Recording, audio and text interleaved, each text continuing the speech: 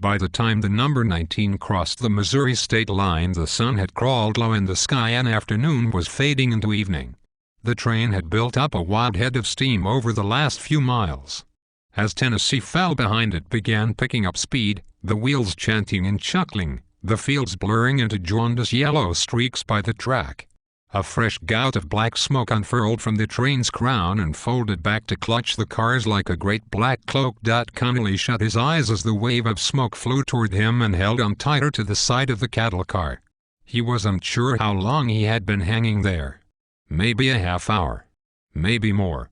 The crook of his arm was curled around one splintered slat of wood and he had wedged his boots into the cracks below. Every joint in his body ached. He squinted through the tumble of train smoke at the other three men. They hung on, faces impassive. One of them called to the oldest, asking if it was soon. He grinned and shook his head and laughed.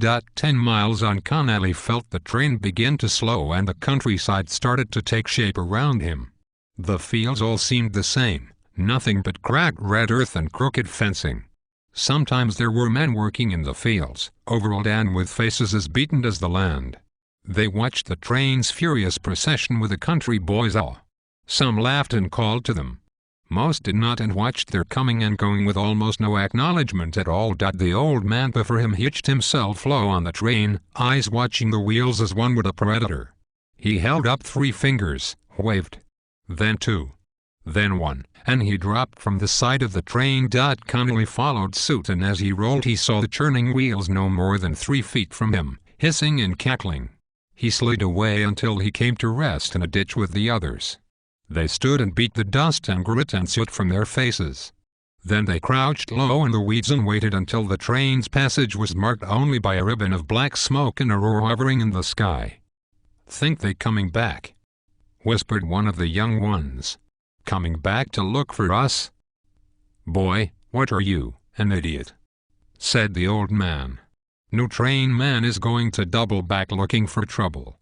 If we're off, then we're off. Done." "Done?" "Yeah.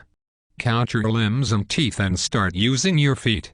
Maybe your head, too, if you feel like it."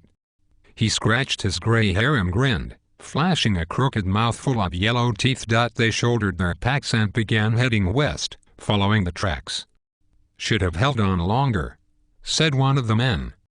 "Hectares," said the gray hair. "If you did that, then I guarantee you wouldn't be looking so hale and hearty right now. Don't want to get caught by the freight boss. He'd whale your aw." "Not with him, I'd reckon," the man said, nodding toward Connolly, who was a head taller than the others. "What's your name?" "Connolly," he said. "You got any tobacco?" Connolly shook his head. "You sure?" "Yeah." "HM?" he said, and spat. "Still think we should have held on longer." They took up upon an old county road. As they walked they kicked up a cloud of dust that rose to their faces, turning their soot-gray clothes to raw red. The land on either side was patched like a stray's coat, the hills dotted with corn lying flat as though it had been laid low by some blast. Roots lay half submerged in the loose soil, fine curling tendrils grasping at nothing. In some places growth still clung to the earth and men grouped around these spots to pump life into their crop.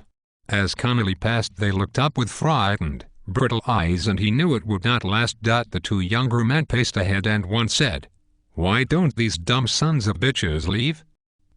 "Where they going to go?" asked the other. "Anywhere's better than here." "Looks like home to me.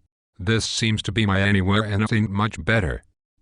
"Things'll turn different in Rena," the other said. "You just watch."